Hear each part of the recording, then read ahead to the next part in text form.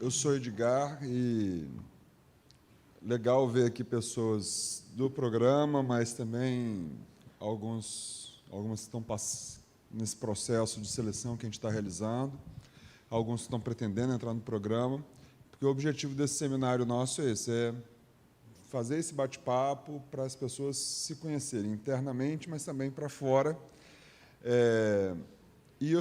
Essa mesa aqui, do que Rafael Paes disse, que a gente pode dialogar de coisas que não dialogamos tanto, assim, é a primeira vez quase que eu vou falar aqui para nossos atuais alunos da minha área de pesquisa, porque eu fui professor de vocês numa disciplina que era genérica de metodologia, mas não especificamente do que eu faço, e alguns de vocês vão atrás, que a gente pode colaborar para as outras pesquisas. Então, a intenção nossa é sempre aquela de que vocês não fiquem simplesmente com os orientadores de vocês e os referenciais dados, mas utilizem todo o corpo docente para ir beber dessa fonte também, porque tem coisas interessantes que dialogam entre si, ou até que se opõem, mas que só vão fazer enriquecer o trabalho de vocês.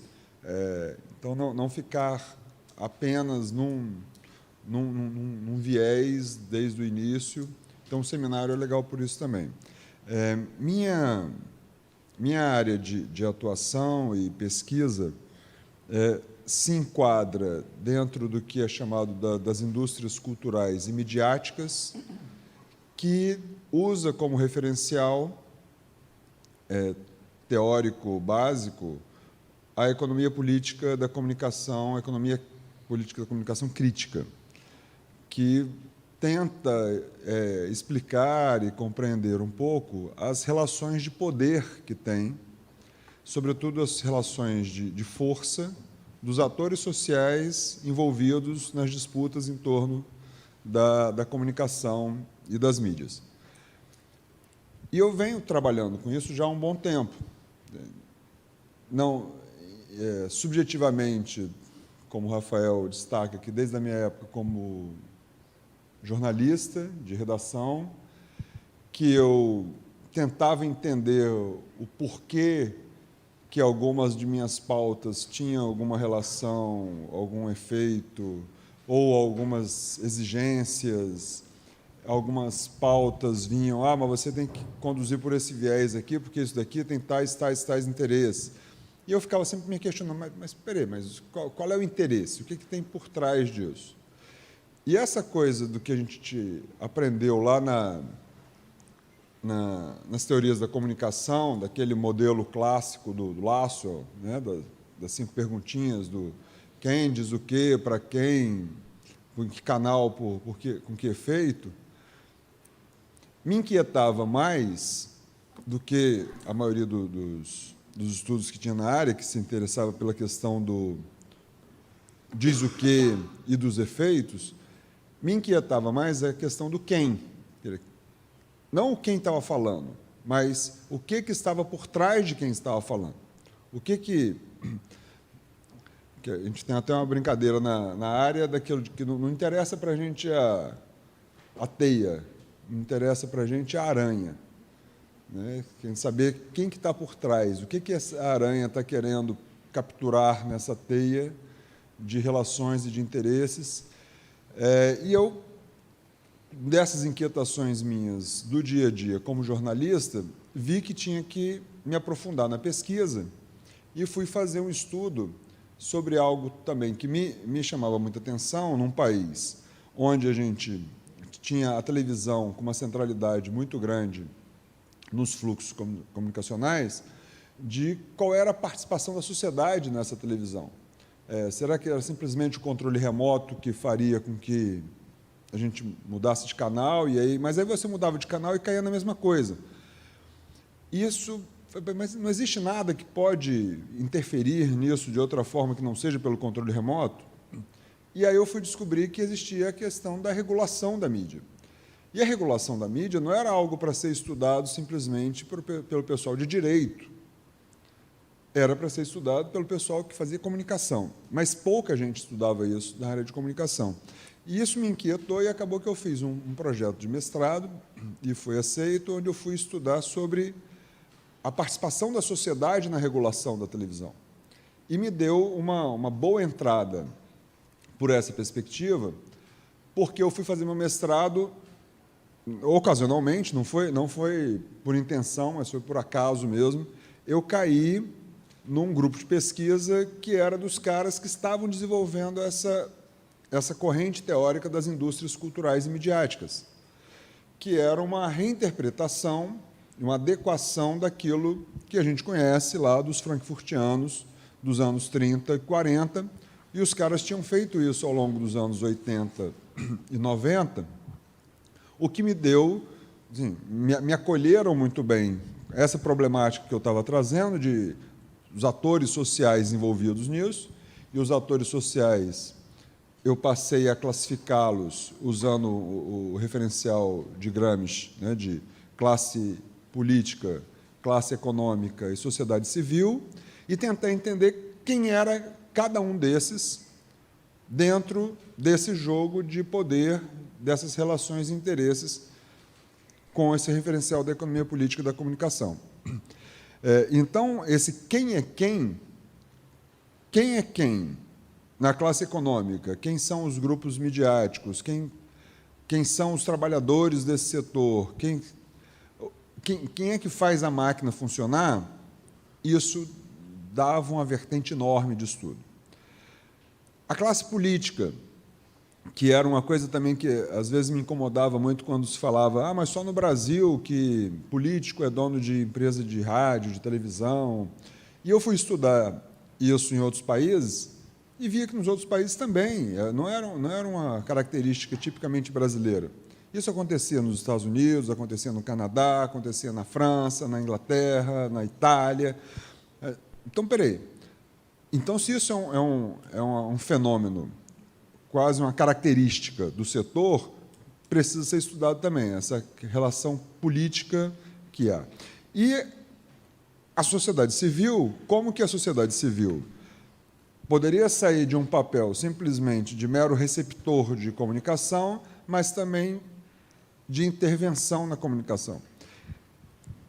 Mas era um leque muito grande de estudos. E eu tinha dificuldade, e continuo tendo, de encontrar onde me ancorar para desenvolver caminhos para avançar mais. Felizmente, a gente pode também ser professor, entrar num programa de pós-graduação e sair soltando essas sementes para que nossos orientandos sigam esses caminhos que a gente não tem pernas para correr. Então, no fundo, saibam vocês que estão sendo explorados por nossas viagens teóricas, metodológicas, porque a gente não consegue realmente dar conta de tudo isso.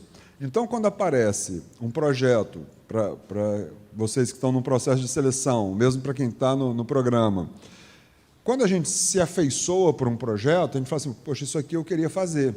Isso é algo que eu tenho interesse. E, nesses próximos 2 anos, eu vou ajudar essa pessoa a fazer isso, mas, no fundo, ela vai estar nos ajudando a compreender melhor várias das inquietações que nós temos. E eu, felizmente, mesmo tendo feito no meu mestrado, eu fui atrás disso, no meu doutorado, eu fui atrás de me aprofundar mais ainda, estudar a questão do lobby nas políticas de comunicação. O meu pós-doutorado, eu fui estudar sobre uma hipótese que alguns colegas chamam de coronelismo eletrônico, para entender exatamente essa relação dos políticos, donos de emissoras de rádio, de televisão e de mídias. E eu fui para o Nordeste, onde isso era mais presente e visível. Mas, espera aí, quando eu entrei num programa de mestrado e doutorado como professor, e aí foi que eu vi que, opa, dá para sair plantando essa semente, e, felizmente, tem dado ótimos frutos, essa coisa de plantar. Então, listando assim, algumas vertentes que foram brotando dessa minha maluquice de tentar abarcar tudo isso. Tem lá o trabalho, a gente estava até falando isso, da da Aline Lucena, que fez um mestrado genial sobre mídia e direitos humanos, no momento onde estava se especulando questões de direitos humanos, no momento que eu estava começando a entender que eu tinha que sair simplesmente do quem, e com a ajuda dos colegas da psicologia, até o Gerson participou dessa, eu fui participar como representante da Intercom, na Comissão de Direitos Humanos da Câmara dos Deputados, de um grupo que era a campanha Quem Financia a Baixaria contra a Cidadania. A minha perspectiva era para trabalhar no quem. Só que eu, dialogando com os colegas da psicologia, do Conselho Federal de Psicologia, tinha um papel muito grande lá, com colegas da CNBB também, eles falavam, mas espera aí, Edgar, a gente tem que discutir os efeitos, a gente discutiu o para quem também. E a gente não consegue encontrar isso claramente nos estudos da comunicação. E eu comecei a aplicar aquele meu referencial para entender o conteúdo, vendo que a questão dos desrespeitos aos direitos humanos era muito presente. Então, o que não fazia parte do meu viés de pesquisa, eu passei a incluir, estudando direitos humanos por causa do conteúdo.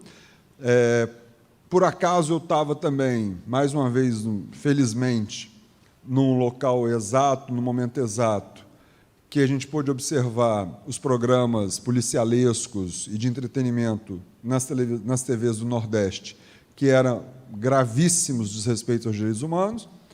Então, eu pude entrar também nessa área dos direitos humanos por causa do conteúdo. E aí tive essa felicidade de orientar a Aline Lucena, que foi fazer estudo sobre isso, mas continuava estudando quem com o Bruno Marinoni, a Mariana Martins, foi estudar da TV Pública, estudar os sistemas locais no Nordeste, a TV Pernambuco, a TV no Ceará, o coronelismo com a Fabiola no interior no sertão pernambucano, até culminar com minha semente máxima, assim, numa pesquisa de doutorado que eu acabei orientando, que foi aplicar a economia política da comunicação feminista no jornalismo, que é a Ana Veloso, que vocês vão ter a felicidade de assistir hoje à noite, que ela embarcou nessa e falou assim, vamos fazer, então, uma pesquisa sobre isso.